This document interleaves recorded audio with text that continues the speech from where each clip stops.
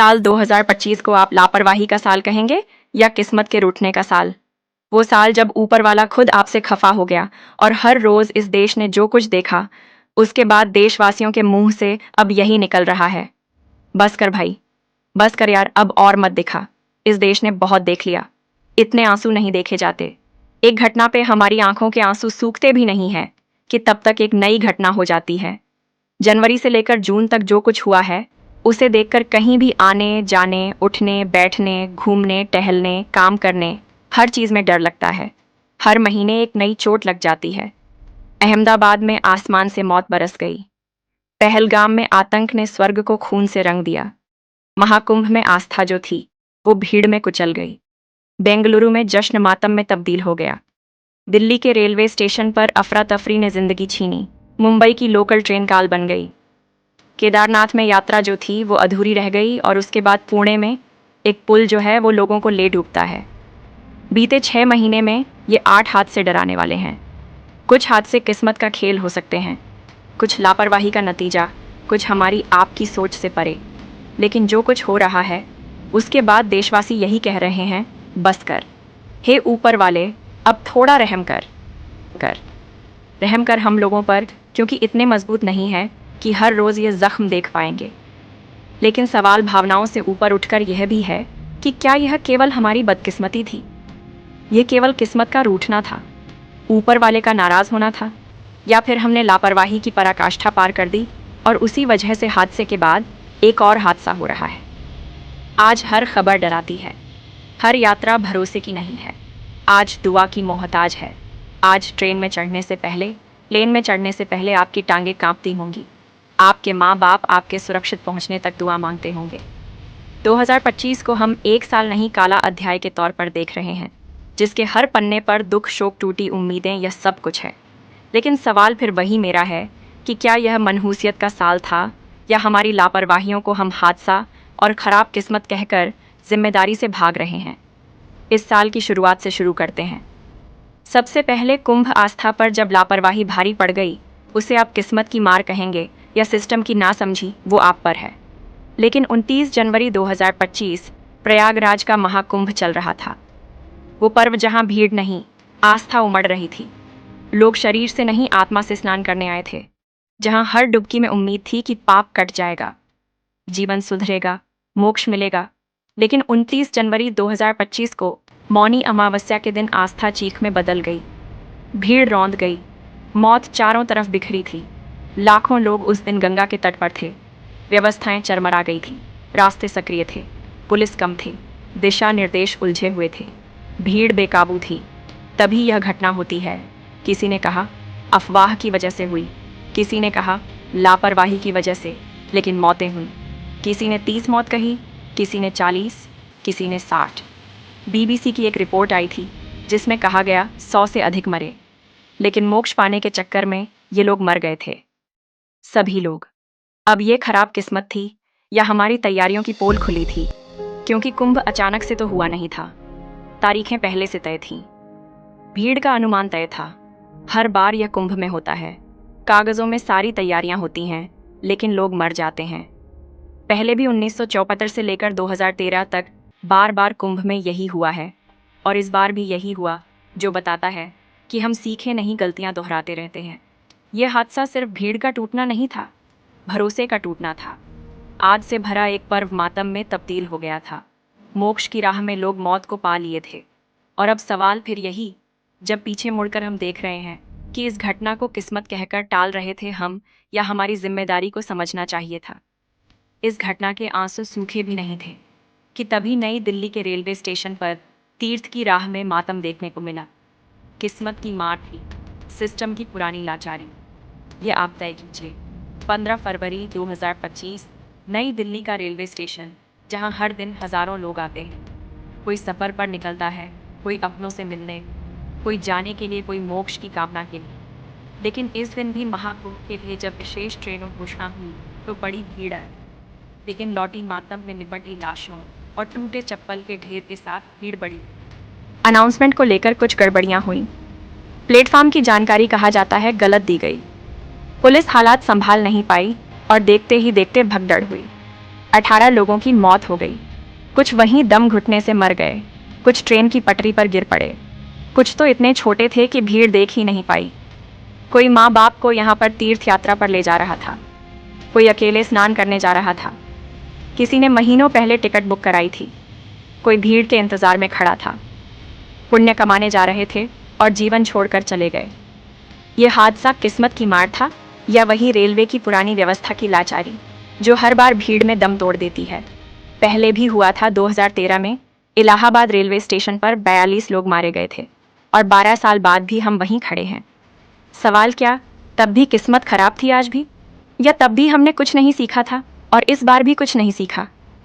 अभी भी सवाल है। अगर अनाउंसमेंट वक्त पर हुई होती, भीड़ के लिए गेट खुले होते, बेहतर मैनेजमेंट होता, तो शायद यह लोग जिंदा होते। 2025 में यह लापरवाही या किस्मत की खराबी हमें आज भी परेशान करती है। जवाबदेही इस देश में पता नहीं कागजों में रह जाती है। इन 2 घटनाओं के बाद हम यह मान रहे थे कि शायद अब यह देश में लोग सतर्क होंगे, लेकिन तभी पहलगाम हो गया, स्वर्ग में खून बहाया गया। अब यहाँ भी सवाल यही था कि किस्मत का धोखा था या सुरक्षा की चूक, क्योंकि 22 अप्रैल 2025 पहलगाम वो जगह है जहाँ लोग जिंदगी के शोर से कुछ सुकून के पल चुराने जाते हैं। बर्फ से ढके पहाड़ दिल को ठंडक देते हैं, वादियों में गूंजती हंसी जन्नत सी लगती है। उसी पहलगाम में आतंकवादियों ने स्वर्ग को लहूलुहान कर दिया, नर्क बना दिया। 26 जानें चली गई। अधिकतर हिंदू पर्यटक थे। नाम पूछकर मारा गया। कोई हनीमून पर था, कोई माँ बाप को लेकर आया था, किसी ने रिटायरमेंट के बाद खुद को पहली बार सफ़र चुना था। सेल्फी क्लिक कर रहे थे, वीडियो बना रहे थे, लेकिन बंदूक गरजी, बम फटे, चीखों ने पहाड़ को थर्रा दिया। अभी भी सवाल है कि बदकिस्मती थी, लोग गलत वक्त पर गलत जगह पर थे, या फिर सुरक्षा व्यवस्था में भारी चूक थी जिसको छेदते हुए आतंकवादियों ने मौत की दावत दी थी। ये सारी बातें हैं क्योंकि कश्मीर एक सेंसिटिव इलाका है और वहां पर उस बच्चे का स्टेटमेंट अभी भी मुझे याद है कि कोई भी सुरक्षाकर्मी आसपास नहीं था, जबकि ये पता था वहां भीड़ बहुत होती है। आप इसे क्या नाम देते हैं वो हम आप पर छोड़ देते हैं, लेकिन सच यही है कि इस घटना ने भी हिंदुस्तानियों को खूब रिलाया। इसी के बाद ऑन ऑपरेशन सिंदूर हुआ, भारत ने हमला किया, उसमें भी हमारे कुछ जवान शहीद हुए। लड़ाई झगड़ा, पैसों का नुकसान। 2025 ने साल बहुत कुछ दिखाया है, लेकिन सच यह भी कि जो 26 चले गए उनके परिजनों के लिए अब वो सिर्फ फोटो तक रह गए, यादों तक रह गए हैं, वीडियोस तक रह गए हैं। यह त्रासदी थी आतंक की भी, लापरवाही की भी। किस्मत धोखा देती दिखी, लेकिन सुरक्षा तंत्र जो था वो भी कमज़ोर था। आखिर में लाशें, आंसू, बयान सब रहा, लेकिन फिर वही रहा कि क्या यह बचाया जा सकता था अगर सुरक्षा बेहतर होती? स्टेडियम मातम की मंडी में तब्दील हो गया। मातम की मंडी में भगदड़ बची। 11 लोग मर गए, अधिकतर बच्चे थे। 30 साल के नीचे सब थे। 11 साल, 17, 13 साल, 17 साल, 19 साल। वो तस्वीरें अभी भी भूलती नहीं हैं। फिर सवाल यह उठा कि क्या यह दुर्भाग्यपूर्ण हादसा था, किस्मत का खराब होना था, या फिर हमने लापरवाही की? सरकार आयुषों को यहाँ भी अलर्ट किया गया था। भीड़ की क्षमता पता थी ज़्यादा होगी, लेकिन उसके बावजूद भीड़ को रोका नहीं गया। फ्री में टिकट देने की बात रही, लोग जश्न मनाने आए और मर गए। अभी भी यह घटना परेशान करती है, लेकिन क्या यह खराब किस्मत थी, हादसा थी, या इस देश की हकीकत थी कि लोग मरते रहते हैं? पुलिस ने चेतावनी भी दी थी यहाँ पर। बाद में बहुत सारी चीज़ें हुई, लेकिन यह भी घटना हमारे दिल पर जख्म कर गई। इस घटना से भी हम अभी उभरे नहीं थे कि अहमदाबाद में हादसा हो गया, आसमान से मौत बरसी, उस पर भी चर्चा चल रही है। किस्मत का कहर था, इंसानी लापरवाही क्या था? 12 जून 2025। किसी ने सोचा नहीं होगा कि यार जो लोग उस विमान में बैठकर लंदन जा रहे थे वो मौत के ताबूत में लौट कर आए। एयर इंडिया की फ़्लाइट अहमदाबाद से लंदन रवाना हुई, 29 सेकंड में मौत का गोला बन गई। एक व्यक्ति बचा, 242 मर गए। जिस इलाके पर गिरी वहाँ लोग मर गए। लगभग 300 जिंदगियां माना जा रहा है खत्म हो गई है। कोई पहली बार अपने पति से मिलने जा रहा था, कोई बच्चों को विदेश घुमाने की खुशी में था, कोई नौकरी के सपनों से उड़ान भर रहा था, कोई पिता अपनी बेटी की शादी में आखिरी बार शिरकत करने वाला था, कोई लड़की अपने पति से मिलने जा रही थी, कोई पति अपने पत्नी और बेटी से मिलने आ रहा था, लेकिन सब खत्म। कहते हैं इंजन फेल हुआ, तकनीकी खराबी थी, किस्मत का खेल था। लेकिन सवाल यह भी है कि क्या जहाज का रखरखाव पूरी तरह दुरुस्त था? क्या उड़ान से पहले सुरक्षा की पूरी जांच हुई थी? क्या एयर ट्रैफिक के दबाव में कोई चूक हुई? पता नहीं। क्या रहा? किस्मत खराब थी? इंजन खराब था? क्या था? पता नहीं। ब्लैक बॉक्स से जांच का इंतजार है। सरकार ने कह दिया 6 महीने बाद रिजल्ट आएगा। लेकिन जो कुछ था बहुत दुखद चैप्टर था। जिनके घरों में हुआ वहां सिर्फ खामोशी बची है। यह भी बहुत बड़ी त्रासदी थी। एयर इंडिया को लेकर कई बार शिकायतें आती हैं। ऐसी काम नहीं करता, सिस्टम काम नहीं करता, अंदर व्यवस्थाएं अच्छी नहीं हैं, क्रैक्स नजर आते हैं। बहुत सारी चीजें जो एयर इंडिया की वीडियोस लोग डाल रहे हैं। ये भी घटना सवाल उठा रही थी कि क्या था ये? कड़ी चेतावनी भी शायद थी कि इस साल सब खराब हो रहा है। कभी किस्मत खराब थी, कभी लापरवाही। समझ नहीं आ रहा कि किस्मत खराब ने ज्यादा मारा या लापरवाही ने ज्यादा मारा। इस घटना से अभी भी हम नहीं निकले हैं। लेकिन इस घटना के साथ ही मुंबई लोकल ट्रेन हादसा हो गया। मुंबई में लोकल ट्रेन को जीवन रेखा कहा जाता है। पटरी से उतर गई 9 जून 2025। मुंबई की लोकल ट्रेन सिर्फ ट्रांसपोर्ट नहीं, शहर की धड़कन है। सुबह की नींद तोड़ती हुई, शाम की थकान समेटती हुई, हर दिन लाखों जिंदगियों को बढ़ाती है। लेकिन 9 जून को यही जीवन रेखा मौत की दिशा में चली गई। डीवा और मुमरा स्टेशनों के बीच भीड़ के धक्का मुक्की के दौरान कुछ बैग टकराए और 13 लोग चलती ट्रेन से गिर पड़े। 4 की मौत हो गई। ये वही लोग थे जो हर रोज़ निकलते थे ऑफिस जाने, इंटरव्यू देने, सब्जी की थैली लेकर घर लौटने, लेकिन मौत की खबर बनकर लौटने।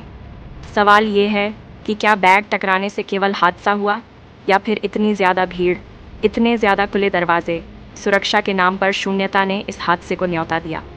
रेलवे कह रहा है कि अब हम स्वचालित दरवाज़ों की बात करेंगे। लेकिन सवाल ये है कि मरने के बाद यह सब बात क्यों होती है? कितनी बार लोगों ने गिरकर जान गंवाई, कितनी बार माफ़ किया, कितनी बार सुधार किया? ये घटना क्या खराब किस्मत थी या हमारी लापरवाही? 2025 की घटना सच कहें तो हादसा है या हमें आईना दिखाना? इस पर बहुत स्पष्ट जवाब है। सिस्टम सोएगा तो पटरी पर लाशें ही मिलेगी। लोग रोज़मर्रा की ज़िंदगी में मरने लगे तो कहना मुश्किल था दोष किसका था। लेकिन फिर वही कहानी है कि किस्मत पर दोष मढ़ेंगे या फिर लापरवाही पर। बीते 24 घंटे में केदारनाथ की घटना हो गई। भगवान की चौखट तक मौत पहुंच गई। आस्था टूटी, व्यवस्था यह भी नहीं पता। केदारनाथ वो स्थान जहां हर इंसान जाना चाहता है। आस्था सांसों से गहरी होती है। लेकिन एक हेलीकॉप्टर क्रैश हो गया। 7 श्रद्धालुओं की मौत हो गई। गौरीकुंड के पास जो हेलीकॉप्टर श्रद्धालुओं को बाबा केदार के दर्शन करवा रहा था, कहा गया तकनीकी खराबी के चलते गिर पड़ा। जो लोग खुशी खुशी दर्शन के लिए निकले थे, अब सिर्फ स्मृतियां बची हैं। किसी ने पहली बार बाबा का दर्शन देखने की मन्नत मांगी थी। कोई बीमार माँ को लेकर आया था। कोई क्या कहे यार, सबकी अपनी कहानी है। अब क्या ये केवल मशीन में गलती थी, या फिर हेलीकॉप्टरों की सुरक्षा जांच को सिर्फ फॉर्मेलिटी मान लिया गया है? बीते सालों में भी कई घटनाएं ऐसी हुई जहां पे हेलीकॉप्टर क्रैश हुए। 2025 की घटना बताती है कि मौत आस्था से नहीं डरती, और भगवान के दरबार तक जिंदा पहुंचना भी मुश्किल हो जाए तो ये समझ लीजिए कि सिर्फ किस्मत नहीं टूटी है, बल्कि सिस्टम भी ध्वस्त हो चुका है। और इसी दिन पुणे में घटना हुई। एक पुल ढह जाता है। जून 2025। पुणे के कुंडमाला में इंद्रायणीय नदी पर बना एक पुल था। तस्वीरों के लिए मशहूर था। इंस्टाग्राम चलाने वालों का फेवरेट स्पॉट था। शाम दोपहर, लेकिन फिर 10-15 पर्यटक नदी में समा जाते हैं। 6 से 7 कहते हैं मर गए इसमें। पुष्टि हो गई, कई लापता है। कोई हनीमून मनाने आया था, कोई कॉलेज ट्रिप से आया था, कोई सुकून के पल नहीं रहा था। लेकिन अब सब सन्नाटा है। कई बार यहाँ भी कहा गया था कि पुल कमज़ोर है, बारिश में टूट सकता है, लेकिन प्रशासन खामोश था। अब जिंदगियाँ बह गई तो क्या हम कहेंगे कि हादसा था, किस्मत खराब थी, त्रासदी थी, बुरी किस्मत? क्या स्पष्ट था कि इंतज़ार की गई मौत थी। इसीलिए हम कह रहे हैं कि ये जो खबरें हैं, यह उन परिवारों की कहानी है जिनके अपने अब नहीं हैं। 2025 मनहूसियत का साल था, बदकिस्मती का साथ था, या हमारी गलतियों का साथ? इस साल जो मौतें हुई हैं वह उन परिवारों की कहानियां हैं जिनके अपने अब नहीं रहे। अहमदाबाद के विमान हादसे से लेकर पहलगाम में आतंकी हमला, क्या यह हमारी खराब किस्मत थी या सुरक्षा व्यवस्था की नाकाब? महाकुंभ और दिल्ली की भगदड़ ने हमारे भीड़ प्रबंधन की पोल खोल कर रख दी। बेंगलुरु में जश्न और मुंबई की ट्रेनों ने हमारे सिस्टम की कमजोरियों को उजागर कर दिया। केदारनाथ और पुणे के हादसों ने दिखाया कि हमारा इंफ्रास्ट्रक्चर कितना ज़्यादा कमज़ोर है। अब सवाल फिर यही कि घटनाएं बार बार क्यों होती हैं? क्या यह घटनाएं केवल बदकिस्मती है, ऊपर वाले का हमसे नाराज़ होना है, या हमारी अपनी बनाई हुई बार बार दोहराई गई वो गलतियां हैं जो दिखती है कि मौत हमारे इंतज़ार में बैठी है? 2025 का पहला आधा हिस्सा साफ चेतावनी है कि सुधर जाइए, बेहतर हो जाइए, वरना यूं ही मरते रहेंगे आप। कुछ हादसे हो सकता है कि 2025 में किस्मत की मार हो, लेकिन कई ऐसे थे जो लापरवाहियों की सज़ा थे। कुछ ऐसे हैं जिनके लिए शब्द नहीं। 2025 का यह आधा साल बार बार सवाल पूछ रहा है कि क्या हम सिर्फ तब जागेंगे जब मौत दस्तक देगी? हर बार वही बयान आता है, हमें दुख है, जांच करेंगे, मुआवजा दे दिया जाएगा। लेकिन कब तक जांच होगी? कब तक मुआवजे के नाम पर चंद सिक्के लोगों की मौत को जस्टिफाई करते रहेंगे? यह साल वो मुकाम बनता जा रहा है जहां मरने की वजह बदल रही है, लेकिन एक चीज़ नहीं बदल रही, तो वो है हमारी लापरवाही। हमने हादसों को किस्मत कहकर बहाना बना लिया है ताकि जवाबदेही से बच सके। लेकिन सच यही है कि बार बार हम खुद मरने के लिए मौत का रास्ता तैयार कर रहे हैं, धीरे धीरे, लापरवाही से, चुपचाप। और इसीलिए हमें लगता है कि 2025 सिर्फ तारीखों में नहीं जिएगा, यह इतिहास में दर्ज होगा खूनी अक्षरों में, एक ऐसा काला अध्याय बनकर जिसकी हर पंक्ति लहू से लिखी होगी, हर महीना खून से भरा होगा। हम नहीं जानते, लेकिन ये तय है कि जो ज़ख्म 2025 ने दिए हैं वो बहुत दिनों तक ज़ख्म बरकरार रहेंगे।